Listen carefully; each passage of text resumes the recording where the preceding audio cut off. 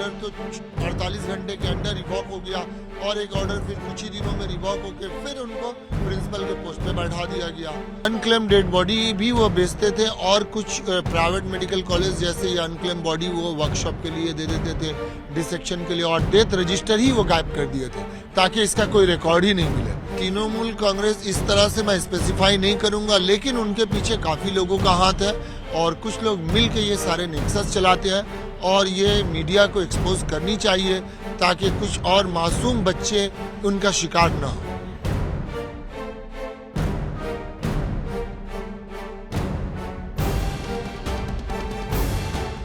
Sir, आपने 16 साल RG Kar medical college में काम किया, तो आपने संदीप घोष को बहुत करीब से देखा होगा, उनके साथ भी काम किया। सवाल उठ रहे हैं वो डॉक्टर है या कोई तृणमूल माफिया से कम है? वो तो क्रिमिनल है, डॉक्टर तो उनको कहा ही नहीं जाएगा, क्योंकि जिस दिन से वो ज्वाइन किए हैं उसके पहले ये कॉलेज जो है ये 100 साल पुराना कॉलेज है। इसका जो है ईस्टर्न इंडिया में रैंकिंग 1 नंबर रैंक था। इस कॉलेज में अच्छे अच्छे ब्रिलियंट स्टूडेंट आते थे, लेकिन जनवरी 2021 के बाद इस कॉलेज को ये बर्बाद कर दिया। पैसे के लिए, पावर के लिए ये एक माफिया राज चलाते थे। कौन सा करप्शन नहीं है जो नहीं करते थे वो। मैंने उनको 2023 में एक्सपोज किया था, मीडिया ने इस चीज़ को सामने लाया लोगों के। फिर मैंने जुलाई 2023 को उनके अगेंस्ट में विजिलेंस कमीशन एंटी करप्शन में कंप्लेन किया था। एंटी करप्शन वालों ने फिर हेल्थ डिपार्टमेंट को एक फाइल भेजा था और एक कवरिंग लेटर करके, मगर ये बहुत ही बदकिस्मती है कि उनका कुछ नहीं हुआ, कोई एक्शन नहीं हुआ।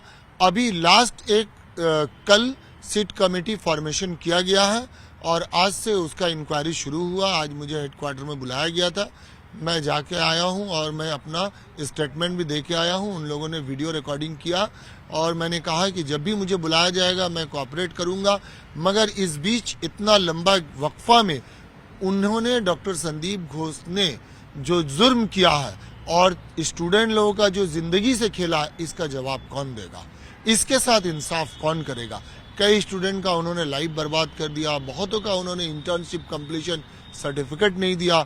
एक माफिया राज चलाते थे, स्टूडेंट लोगों को शराब पीना सिखाते थे, स्टूडेंट लोगों से गलत काम, पैसा वसूली करना, तस्करी करना, ये सब सिखाते थे। यहाँ तक कि वो डेड बॉडी को भी बिक्री करते थे और बाद में उन्होंने डेथ रजिस्टर को भी गायब कर दिया ताकि गवर्नमेंट को इनका, सबसे पहले मैंने पर्दाफाश किया था बायोमेडिकल वेस्ट लेकर के, जो इलीगली ये एक रिसाइकिल होता था और कुछ बांग्लादेशी सिटीजन थे, जो मैंने अपनी रिपोर्ट में लिखा भी था।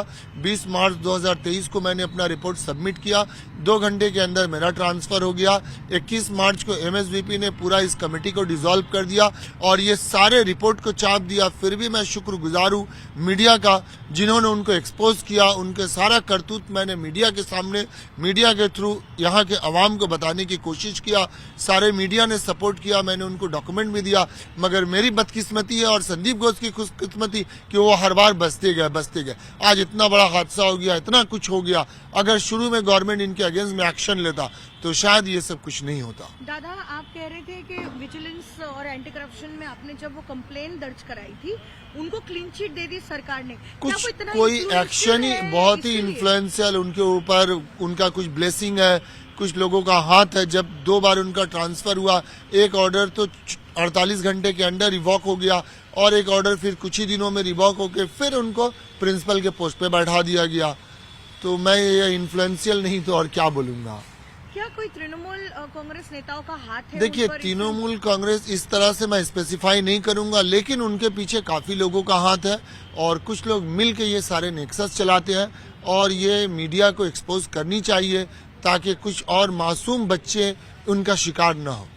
दादा, आपने अपने कंप्लेंट में लिखा है कि जो अनक्लेम्ड डेड बॉडीज होती है, हाँ, उनके साथ वो क्या मतलब अनक्लेम्ड डेड बॉडी भी वो बेचते थे और कुछ प्राइवेट मेडिकल कॉलेज जैसे ये अनक्लेम्ड बॉडी वो वर्कशॉप के लिए दे देते थे, डिसेक्शन के लिए, और डेथ रजिस्टर ही वो गायब कर दिए थे ताकि इसका कोई रिकॉर्ड ही नहीं मिले। क्योंकि उनके अगेंस्ट में कंप्लेन भी ताला PS में हुआ था, ये PIL भी हुआ था।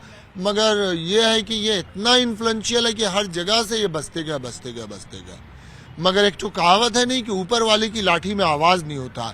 आप जितना भी जुर्म करेंगे, एक दिन आपको यहीं पे हिसाब दे के जाना होगा। लेकिन अनक्लेम डेड बॉडी का पूरा प्रोसीजर होता है, आप उसको ना बेच सकते हैं और बिना मतलब सारी जी, उसका होता है कि आप एक वेटिंग पीरियड होता है कि आप पुलिस को देते हैं, फिर पुलिस बताती है कि इसका कोई वारिस है या नहीं, लावारिस लाश है। फिर उसको उसके अगर हिंदू है तो हिंदू के तरीके से, मुस्लिम है मुस्लिम के तरीके से, सिख है सिख के तरीके से उसका जो है क्रियाक्रम जो किया जाता है। लेकिन अब कोई वारिस नहीं है। वो इसमें वो अकेला नहीं थे, इसमें काफी सारे लोग मिले थे। फॉरेंसिक मेडिसिन के भी एक डेमोन्स्ट्रेटर उसके साथ इन्वॉल्व थे, क्योंकि कोई भी ये सब काम अकेला एक आदमी कर नहीं और सब मिलजुल के खाते थे। और उनके ऊपर भी कुछ लोग हैं, उनके नीचे भी बहुत लोग काम करते थे। मैं चाहता हूं सबों का पर्दाफाश हो और इंसाफ हो, और इस तरह का लोगों को सजा मिलनी चाहिए। उनको तो इमीडिएट सस्पेंड करके कस्टडी में लेके पूछताछ करनी चाहिए। वो एक समाज के लिए जो पॉइजन है। दादा, एक बांग्लादेश का भी एंगल सामने आ रहा है, वो बायोमेडिकल वेस्ट का कुछ हाँ, दो एक पांचू और रवि बोल के था, वो बांग्लादेशी सिटीजन, वो ये माल को खरीदता था और फिर इसको वो रिसाइकिल करता था। लेकिन बायोमेडिकल वेस्ट को तो रिसाइकिल करना नहीं होता है। नहीं होता, लेकिन ये डॉक्टर संदीप घोष जैसे लोग करवाते थे पैसे की लालच में। ये तो इंसान है या क्या, मुझे पता नहीं, क्योंकि ये इंसान और इंसानियत दोनों के लिए खतरनाक है। कभी किसी को हेपेटाइटिस हो सकता है, HIV हो सकता है, कोई भी इन्फेक्शस डिजीज हो सकता है। इसीलिए मैंने हिम्मत किया ये लड़ाई लड़ने के लिए और मैंने उनको एक्सपोज किया। तो बायोमेडिकल वेस्ट जो बांग्लादेशी नागरिक खरीदते थे, वो क्या बांग्लादेश फिर वो ले जाते थे? मतलब क्या होता था ये जो बांग्लादेशी जो पूरा एंगल सामने आ रहा है? देखिए, ये तो गवर्नमेंट को इंक्वायरी करनी चाहिए थी। मेरा काम था उनको एक्सपोज करना, लेकिन ये उनका खुशकिस्मती है कि उनके अगेंस्ट में अब तक कोई एक्शन नहीं हुआ। फिर भी मैं सरकार का शुक्रगुजार हूं कि कल एक सिट कमेटी गठन हुआ है और सिट कमेटी बहुत एक्शन में है और आज से ही उन्होंने इंक्वायरी शुरू कर दिया। कल मुझे लेट नाइट मैसेज मिला था, मैं सुबह हाजिर हो गया और मेरे स्टेटमेंट भी रिकॉर्ड हुए और मैंने पूरा कोऑपरेट किया और मैं बोल के आया हूं कि जब भी मुझे बुलाएंगे, जरूरत पड़ेगी, मैं बिल्कुल कोऑपरेट करूंगा। सर, कुछ ऐसी भी खबरें सामने आ रही कि अस्पताल में जो एक्सपायरी वाली मेडिसिन होती थी, क्या वो जूनियर डॉक्टर और इंटर्न पर दबाव बनाते थे कि उसका जो है इस्तेमाल किया जाए, जो एक्सपायर्ड मेडिसिन थी? देखिए, ये तो अभी इसलिए क्योंकि मैं 1 साल पहले वहां से आ गया, फिर मेरे एब्सेंस में क्या हुआ वो मेरे लिए बताना मुश्किल है। मगर मैं जब था, जो स्कैम था, सबों का पर्दा मैंने फाश किया, क्योंकि ये समाज के लिए भी क्षतिकारक था, इंसानियत के लिए भी। तो मुझसे जो बन पड़ा, मैंने अपने ऊपर बहुत अत्याचार सहा, मगर मैं उस अत्याचार को कभी किसी को नहीं बताया कि मुझे मारने की धमकी दिया गया, मेरे परिवार को टारगेट किया गया, मेरा सर्विस ब्रेक हो गया, मुझे पेंशन, ये सब शिकायत मैंने इसलिए नहीं किया कि मैं चाहता हूँ इंसाफ हो, लोगों को इंसाफ मिल जाए, मेरे लिए यही बहुत है। ऐसी भी खबरें हैं कि वो जूनियर डॉक्टर्स या फिर स्टूडेंट्स को फेल कर देते थे जबरन, और फिर क्या पैसा लेकर जो है उन्हें पास करने का भी वो काम करते हाँ, थे? ये करते थे। ये तो एकदम पूरा रैकेट था। उनके अंडर में जो ग्रुप में कुछ सब जूनियर स्टूडेंट थे, वो लोग पकड़ते थे स्टूडेंट लोगों को और पैसा वही लोग कलेक्ट करते थे। एक मिनट, बार हाँ। तो सर, क्या वो सुनते थे कि 20 सिक्योरिटी गार्ड, हाँ, 20 सिक्योरिटी गार्ड, हाँ, लेके और प्लस 4 बाउंसर लेके घूमते थे। तो ये अब उस तरह का वो क्रिमिनल माइंड आदमी थे, उनका वो सोच वैसा था। ये सिक्योरिटी गार्ड जो है लड़कियों की सुरक्षा के लिए लगा सकते थे, स्टूडेंट की सुरक्षा के लिए, लेकिन वो तो अपने लिए, पैसे के लिए, पावर के लिए जीते थे।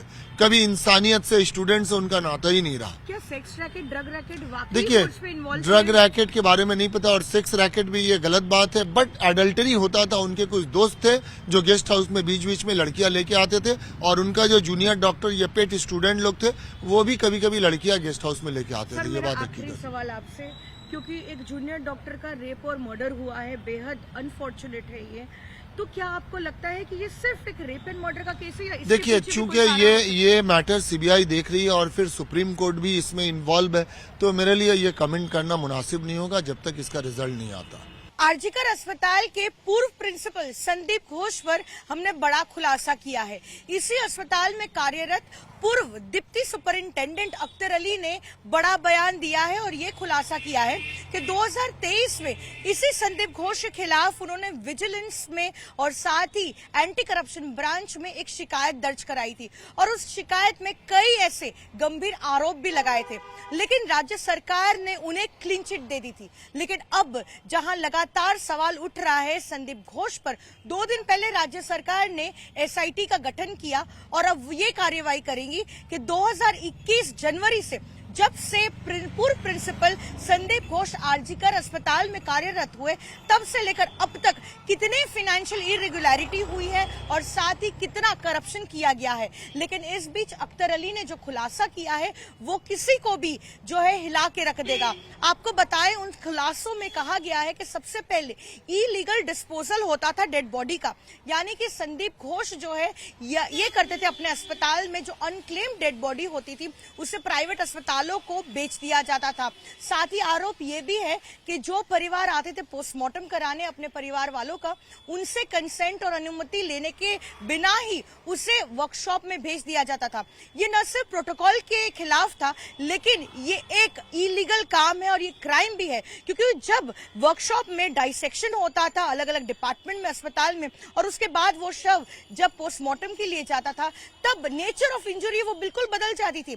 यानी कि अगर किसी का मर्डर हुआ है तो उसका पोस्टमार्टम ठीक से नहीं होता था या जो रिजल्ट है वो गलत आता था, क्योंकि पोस्टमार्टम में जाने से पहले उसे वर्कशॉप भेजा जाता था शव को। और अब जो है संदीप घोष के तार बांग्लादेश से भी जुड़ते हुए दिख रहे हैं, क्योंकि उन पर आरोप है कि जो बायोमेडिकल वेस्ट इस अस्पताल में जनरेट होता था उसको इलीगली रिसाइकल कर किसी बांग्लादेश नागरिक रबी को जो है वो बेच देते थे। और साथ ही आरोप यह है कि 20% जो है वो कमीशन लेते थे स्टूडेंट्स से उनको पास कराने के लिए और जबरन स्टूडेंट्स को फेल कर देते थे। तो ये तमाम आरोपों के बीच जो है ये बड़ा खुलासा हुआ है और अब राज्य सरकार ने जो एसआईटी का गठन किया है वो ये तमाम आरोपों पर जो है अब आगे की कार्रवाई करेगी।